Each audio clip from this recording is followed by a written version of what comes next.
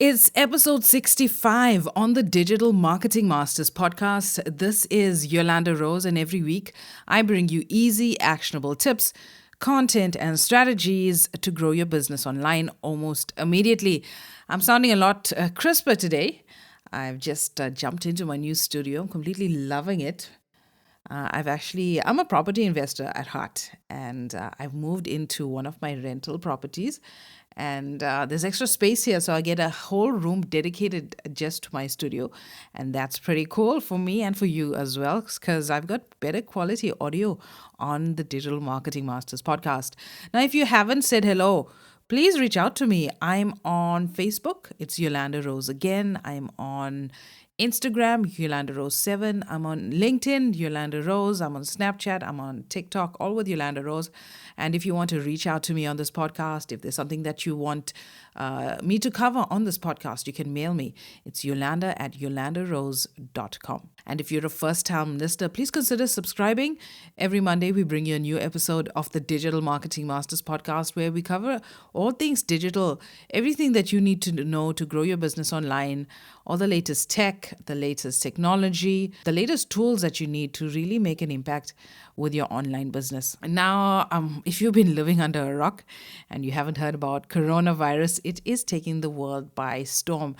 And although things seem to be settling in the Far East, the rest of the world is in absolute panic.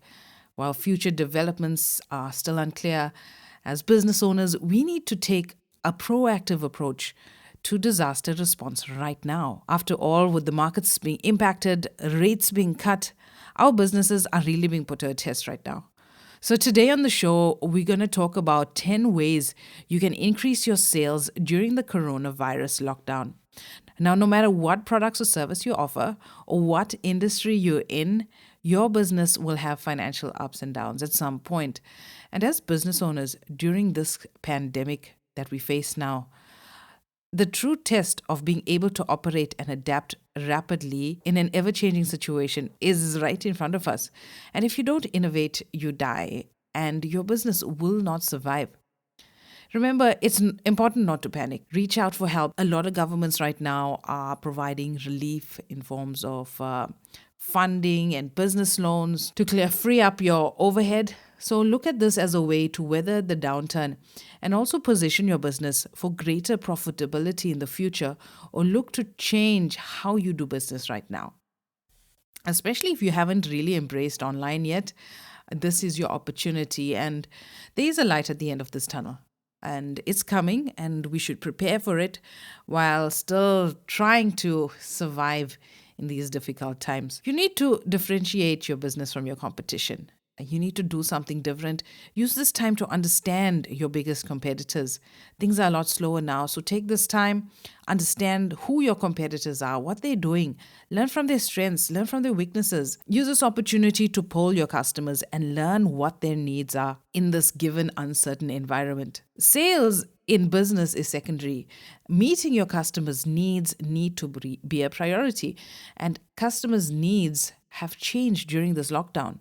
And consider how you can meet these needs in the lockdown, and that will guarantee you cash flow and success during this time. So, the first thing that you can consider to increase sales during the coronavirus lockdown is to offer a gift card or offer your customers an opportunity to prepay for services. When a customer buys a gift card from a local business and saves it for future use, it provides your business with cash flow while also limiting interactions and non-essential services such as packing, shipping, and delivery, or all those touch points could easily pass on the coronavirus to the customer or to the person doing the delivery as well. Gift cards also provide cash flow, and it creates guaranteed foot traffic after this lockdown has freed up. And also, gift cards tend to benefit service businesses, businesses like salons, barbers, beauty houses. So, if you are a service provider that has their own line of products, or you're making commissions from sales of related products around your service business, start promoting those products and link up with local courier companies and delivery companies and work out a deal to do deliveries for you. The second thing is promote local businesses. Use social media to encourage people to use local businesses. If customers do order food or supplies online, encourage them to rather choose a small business vendor to increase their sales rather than ordering from a big a retailer or big franchise. Let them know that yours, as a small business owner, your money goes back into the very same community which they live in. Encourage our people to use small businesses. Set up a delivery service. Now give patrons an option to buy your product or have them delivered. Source an affordable delivery service in your area. If you own a restaurant business and your business has slowed down, or even if you've closed during this time, consider advertising prepared meals to go temporarily while in this current environment. Remember, if we don't innovate, we will die. And doing this prepped meals or to go meals when you're not a to go service is a form of innovation in an attempt to meet your customers' needs. They're not coming to you because they don't have money. They're not coming because there's a lockdown and they're doing something life-saving here. So let's try and meet them halfway by continuing to provide semi-services and delivering it to their door. And maybe this will gain you more customers because a lot of people are in lockdown. Also consider semi-meal prep boxes, and food prep boxes are a rage right now, where meals are semi-prepared or the ingredients for maybe 2 or 4 people are pre-packaged, just the right amount of ingredients with the instruction in the box. Have it delivered. Usually when I get, and now that I'm on complete lockdown as well, I'm getting all of my stuff delivered. And as soon as the delivery guy leaves it outside, I don't touch anything from anybody.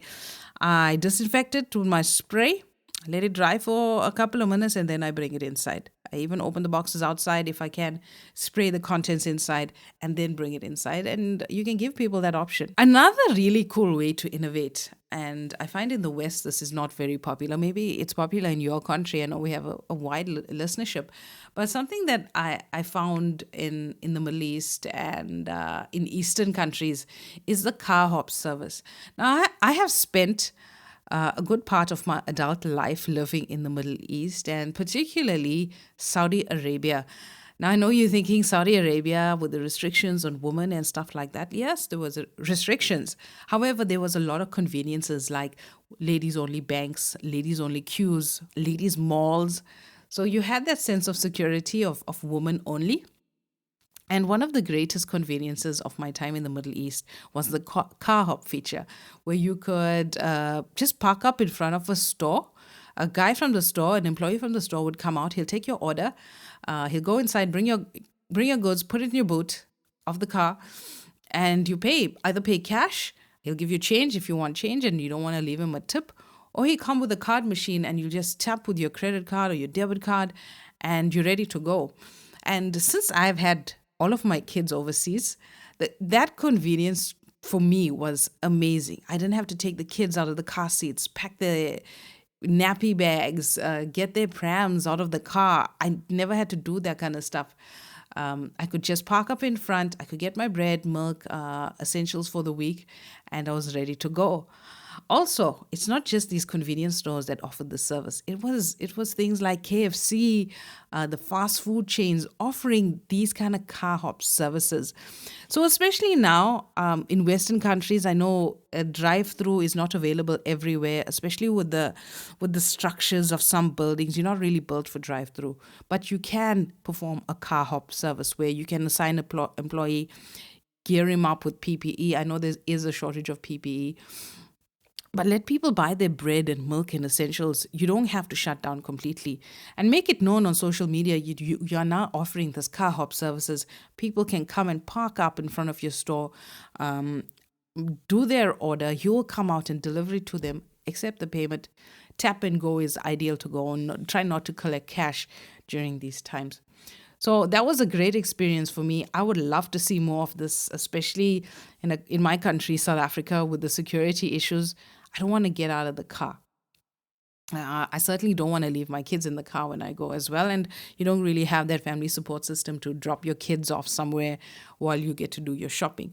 So car hop service is amazing, especially now that the delivery times on online stores is huge. In fact, last week I had to order groceries for the coming week to be delivered because that's how long the waiting time. And most likely on Monday, I'm going to have to order the following week's groceries as well. So with the delivery times increasing, car hops are a great way to keep your sales going, especially if you're in the restaurant business, you're running a little corner shop doing the bread and milk, some veg and fruit.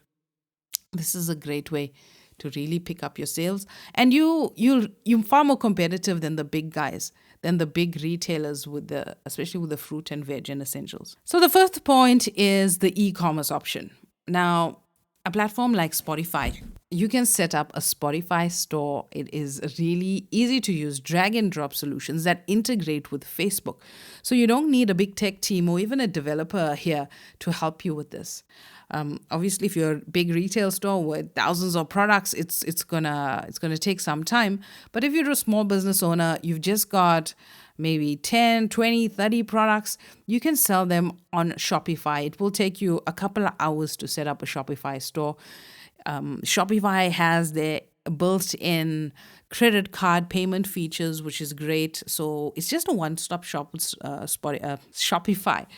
Always get confused with Spotify, but with Shopify, it's a one-stop shop. You get everything there. And if you do not have an e-commerce store online, this is something that you can look forward to, and you can even get a 14-day free trial to see, is it for you? Do you need help? And can you make this work? And again, any change you initiate in your store during this time and in your business during this time, you got to keep communicating it to your clients. Number 6, stream or video chat your services. Go digital with your services to continue to provide access to your customers who are just sitting at home because everybody's on lockdown, wishing that they could support your business. Tutors, personal trainers, and even therapists and beauty people are making themselves available virtually. Use free tools like Google Hangouts, Skype, or Zoom, and offer your services remotely. Many salon providers are getting creative with solutions. For some, pre-mixing hair color at discounted rate and providing instructions to the client on how to apply the color at home via visual mediums like FaceTime or Instagram Live to help people curate their skin, their hair, their makeup routines for a consultation fee. Now, we all know that when you go to the salon and get your hair color done, those products are far superior than what you get in your regular drugstore or pharmacy.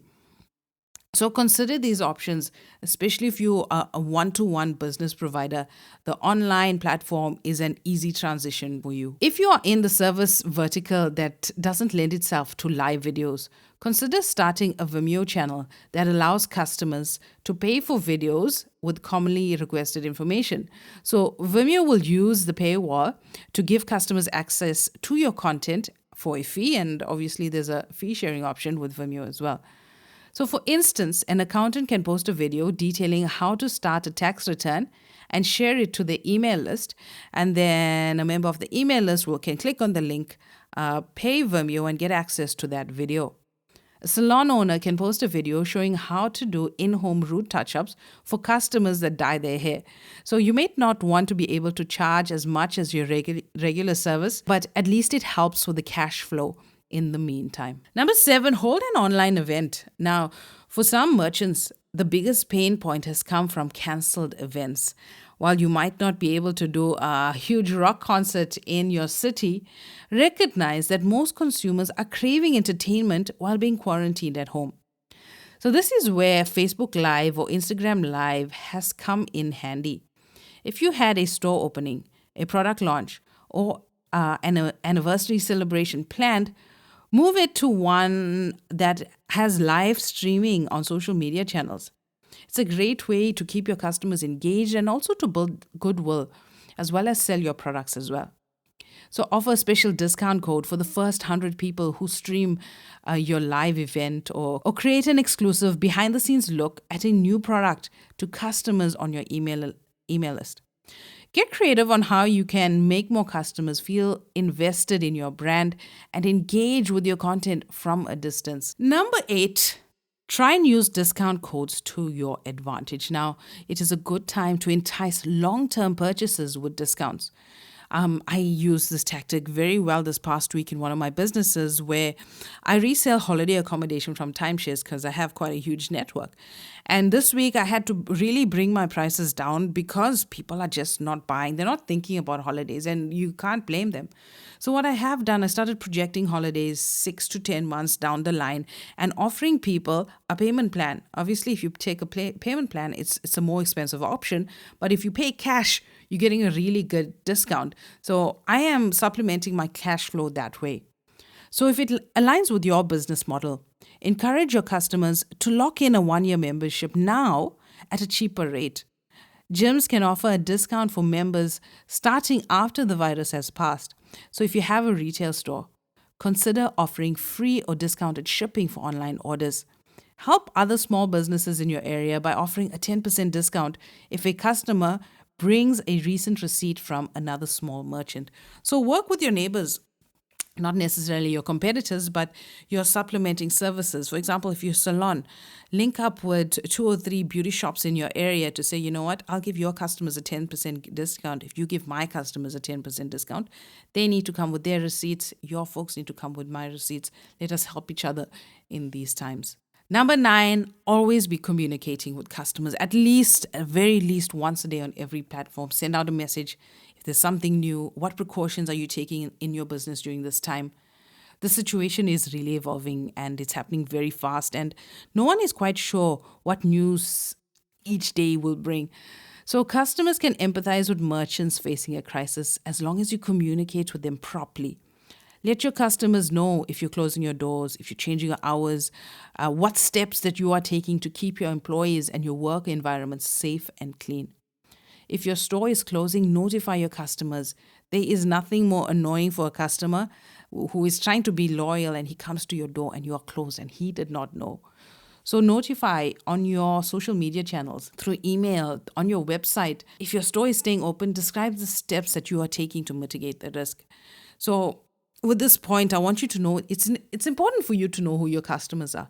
The people that buy from you regularly, you need to have their contact details, at the very least, an email address and a cell phone number so you can continuously communicate with them. Even if you are just around the store shop selling your bread, milk, and daily essential supplies, get the people's details around the area. And if you don't have it, offer them an incentive. Sign up for your WhatsApp platform, or if you're in a country that's not big on WhatsApp, on your Facebook Messenger or whatever platform that they find it efficient to be contacted on. SMS, email, Messenger, Facebook Messenger, WhatsApp Messenger, IMO, Telegram, whatever it is they want. Take the most common one, of course, not every one that you find, but use this opportunity to gather those details. Because after the storm is over, it's business back to usual, and it's gonna be downhill from here. So have those digits on hand to communicate with your customers. And lastly, you need to increase your online visibility. Remember, the key to business is to be where our clients are. And right now, guaranteed from the pictures we see in the news around the world, except for China, because apparently China's gone back to usual, the rest of us, the streets are empty. The mosques are empty, the churches are empty, the temples are empty, the synagogues are empty. Our people are at home and they can't just be tuned into Netflix. They are on social media, and that's where you need to be.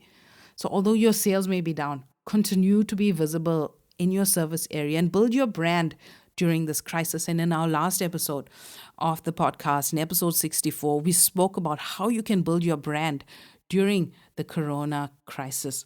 So go and listen to that episode if you haven't done so already. Check your cash flow. Any good business owner should be projecting cash requirements for the next 3 to 6 months ahead. Could the uncertainty of coronavirus result in a liquidity issue for you? Make use of the grants that you will receive from your government and Chamber of Commerce. Make sure your spending and your accounts receivable are in line, and have proactive conversations with your bank and your lenders to determine a short-term solution. Hopefully, in these uncertain times, they will really pass soon rather than later, but you should always be stress testing your business. If this is not a stress test, I don't know what it is. Hopefully, it's a short, but this is a good stress test for your business. No one is saying these times are easy, but preparedness is key to continued success. So that's it for me on this week's episode of the Digital Marketing Masters podcast. I will chat to you soon.